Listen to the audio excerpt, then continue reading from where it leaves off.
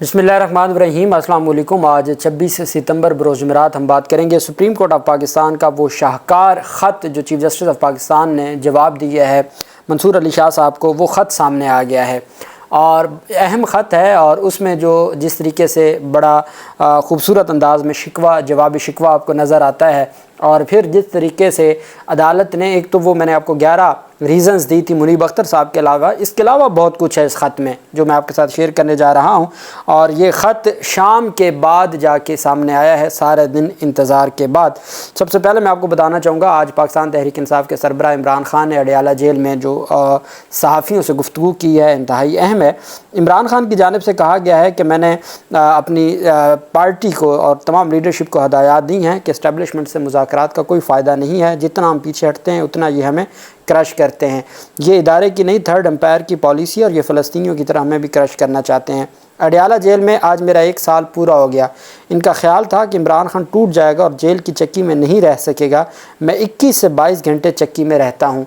गर्मियों के दिनों में इतना पसीना आता था कि जो कपड़े मैं पहनता था वो भी गल गए। इन्हें पता ही नहीं है कि स्पोर्ट्समैन की ट्रेनिंग क्या होती है। स्पोर्ट्समैन की ट्रेनिंग ऐसी होती है कि वो हर तरह के दबाव में रहने का आदी होता है। अच्छा, वैसे मैं हालात देख के मुझे लगता है कि स्पोर्ट्समैन की ट्रेनिंग भी वही थी जो 80s 90s में ही थी। आजकल तो जो स्पोर्ट्समैन है वो भी जो उनकी हालत है, तो ये जो कामयाबियां हम उस वक्त की पाकिस्तान क्रिकेट टीम में देखते हैं, और वो आज भी सारे वकार यूनुस को देख लें, वसीम अकरम को देख लें, वो आपको इनसे बेहतर फ़िट नज़र आते हैं। तो वो ये ट्रेनिंग ही थी जिसका जिक्र बार बार इमरान खान करते हैं। उन्होंने कहा जापान पर 2 एटम बम गिरे और वो 1 साल बाद दोबारा, वो 10 साल में दोबारा उठ खड़े हुए, क्योंकि जापान के इदारे तबाह नहीं हुए थे। इदारे और अखलाकियात जब तक तबाह नहीं होते मुल्क तबाह नहीं होता। जबकि यहाँ एक्सटेंशन माफिया नाजायज़ तोसी लेना चाहता है। गैंग ऑफ 3 माफिया अपनी तोसी के लिए मुल्क के मुस्तकबिल और इदारों को तबाह कर रहा है। हमीदुर रहमान कमीशन रिपोर्ट का खुलासा है कि एक आदमी ने अपनी ताकत के लिए मुल्क की जमहूरियत को तबाह किया। इमरान खान ने कहा कि साहनिया सकूट ढाका में अरबों डॉलर का नुकसान हुआ, दुनिया भर में ज़िल्लत हुई, 90,000 कैदी बने और 50,000 पाकिस्तानी को कत्ल किया गया, जिसके बाद हमीदुर रहमान कमीशन रिपोर्ट छुपा दी गई। कमीशन रिपोर्ट का मतलब ये होता है कि उससे सबक सीखो। मीडिया से बात करते हुए साबिक वज़ीर आज़म ने कहा कि हफ्ते के रोज़ सबको रावलपिंडी में एहतजाज की कॉल देता हूँ। हम जलसे की इजाज़त नहीं ले रहे, एहतजाज का ऐलान कर रहे हैं। हमारे वकला भी जुम्मा के रोज़ सुप्रीम कोर्ट के बाहर एहतजाज करेंगे। साबित हो चुका है कि काजी फ़ायज़ ईसा इनके साथ मिला हुआ है। काजी फ़ायज़ ईसा एक खिलाड़ी और सिकंदर सुल्तान राजा दूसरा खिलाड़ी। थर्ड एम्पायर इनका कप्तान है जो सारा कुछ कंट्रोल कर रहा है। काजी ईसा हम पर होने वाले जुल्म को तहफ़्फ़ुज़ देता रहा और वो बुनियादी हकूक़ का तहफ़्फ़ुज़ करने में नाकाम रहा। उन्होंने कहा कि ट्रायल के बगैर हमारे लोग 16 माह से जेलों में हैं। महमूद रशीद और एजाज चौधरी बीमारी के बावजूद जेलों में हैं। काजी फ़ायज़ ईसा ने एक भी जुडिशल इंक्वायरी नहीं करवाई। मगरबी ताकतें फ़लस्तीन में सीज़ फायर इसलिए नहीं करवा रही ताकि फ़लस्तीनियों को पहले क्रश किया जा सके। ये लोग भी हमें क्रश करना चाहते हैं। इमरान खान ने कहा कि ये तो होना तो ये चाहिए था कि जो पार्टी जीती उसको इक़्तिदार देते, उल्टा हमारे दफातर पर छापे मारे जा रहे हैं और लोगों को गिरफ़्तार किया जा रहा है। इन्हें प्रोटेक्शन दी हुई है काजी ने, और आइनी तरमीम काजी की तोसी के लिए हैं।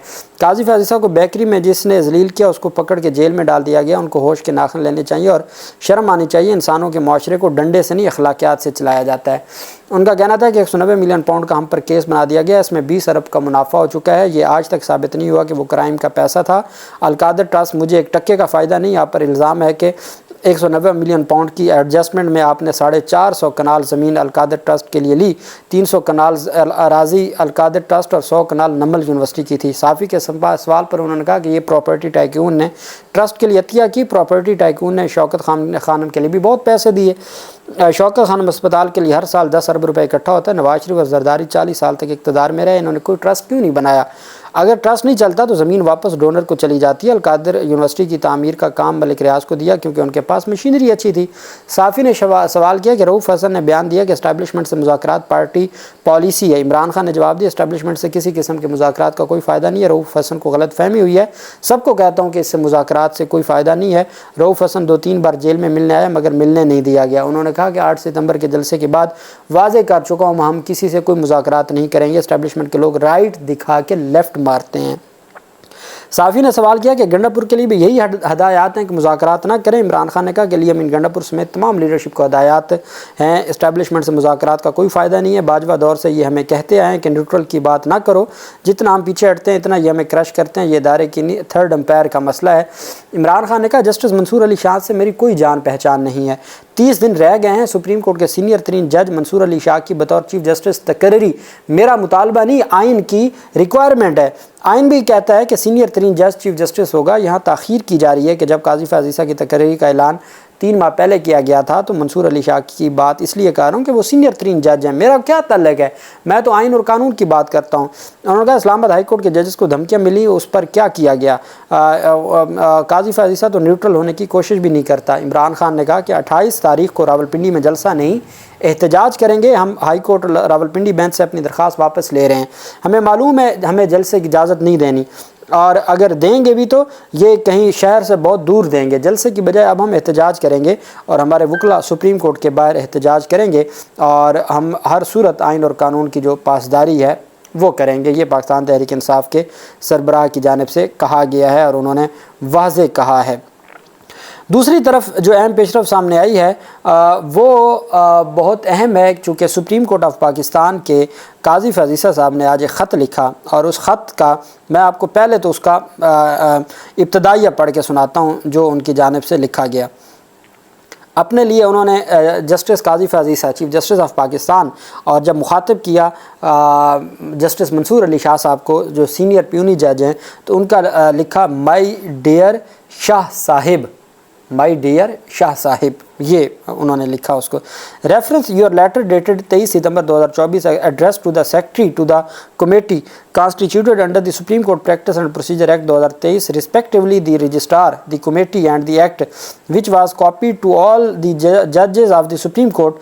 The registrar provided Justice Aminuddin Khan and me a copy of your letter in the meeting of the committee, but journalist had obtained it before us.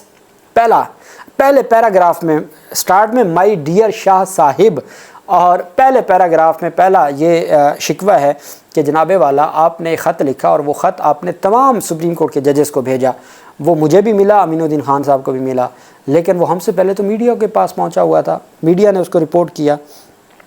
اب آگے انہوں نے اس کا بتایا، thank you for appreciating my decision in the case of Raja Aamir, وہ جو Supreme Court practice and procedure والا ہے اس میں انہوں نے کہا جی کہ جو راجہ عامر کیس ہے اس میں آپ نے مجھے اپریشیٹ کیا، اور اس طریقے سے جو اور انہوں نے پھر اپنی گنوائیں کہ کس طریقے سے چیزیں ہوئیں۔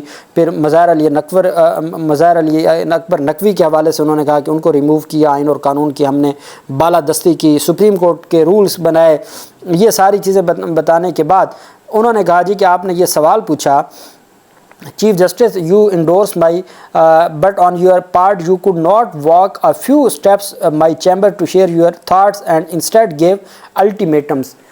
منصور علی شاہ صاحب کو کہا ہے کہ آپ چند قدموں کے فاصلے پر میرا چیمبر تھا، آپ وہاں تشریف نہیں لائے بلکہ آپ نے مجھے الٹیمیٹم دے دیا۔ What is more disturbing is that you express an opinion on the ordinance number 8 of 2024, which you refer to as the amending ordinance. Being your senior in age and having 42 years of experience of the law, I may be permitted to advise that expressing an opinion on the amending ordinance as you do and circulating your letter amongst colleagues in respect of a matter which may come to adjudicated by the Supreme Court was inappropriate. کہ جی آپ اس کے اوپر جو ordinance ہے اس کے اوپر آپ اپنی رائے دے سکتے ہیں، لیکن جو سپریم کورٹ کا معاملہ تھا، the amending ordinance retains to the 3 member committee. The Chief Justice and the senior most judge continue to be its members. However, the law now permits the Chief Justice to nominate the 3rd member from the amongst the judges of the Supreme Court. Shah Sahab, you question me changing the 3rd member of the committee and give me an ultimatum till that until Justice Akhtar, Munib Akhtar ka naam sirf Justice Akhtar, is again included in the committee, you will not participate in the meeting. With respect, what you demand is contrary to the law.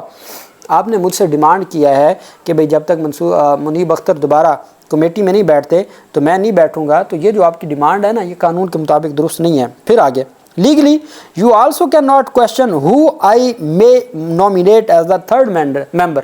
آپ سوال ہی نہیں کر سکتے کہ میں کس کو تیسرا ممبر میں نے اپوائنٹ کیا ہے۔ However, since I have always advocated accountability and transparency, I shall provide reasons why Justice Akhtar has been replaced. Let it be remembered that this I do because of your insistence, lest someone takes embargo. The following are the reasons for replacing Justice Akhtar. फिर वो 11 reason दी कि जनाब उन्होंने ये भी किया, छुट्टियाँ की, और छुट्टियों में वो कमेटी के लिए मौजूद होते थे लेकिन अदालती काम नहीं करते थे। फिर आगे कहा जी कि उन्होंने supreme court practice and procedure act में ये उसकी मुखालफत की थी। फिर कहा जी कि उन्होंने बाकी जो चीज़ें हैं, अच्छा फिर अपना भी सारा गिनवाया कि किस तरीके से आइन और कानून की बालादस्ती। नंबर ऑफ़ चीफ जस्टिस जो है ना, another allegation levelled against me is that of cherry picking and display of one man show. Your ties some chiefs do not fight. I have no desire to list with has been achieved but to some false narrative के कहते हैं जी कि जो आपकी जानिब से false narrative है उसको मैं ख़त्म करने के लिए फिर अपनी सारी गिनवाई कि मैंने ये किया, किस तरीके से मामलात को 17 जो सुप्रीम कोर्ट ऑफ पाकिस्तान के चीफ 17 भी नहीं 25 जो अब तक कारकर्दगी है वो गिनवाई. When all this is achieved, your comment that the contrary is in the कहते हैं कि जो आपने ये कहा ना कि आपने पिक एंड चूज़ की और वन मैन शो, इसका जवाब दिया 25 अपनी कारकर्दगी report. Shah Sahib, the law empowers me to nominate any judge of the Supreme Court on the committed and अब लॉ की जगह अगर ऑर्डिनेंस लिखते तो वो ज़्यादा बेहतर था. Of any judge of the Supreme Court on the committee and I have exercised my discretion for the stated cogent reasons. However, you do not seem to consider our distinguished colleagues equal to the task. I trust that you will consider the matter objectively and will once again come forward to serve the people by joining the committee.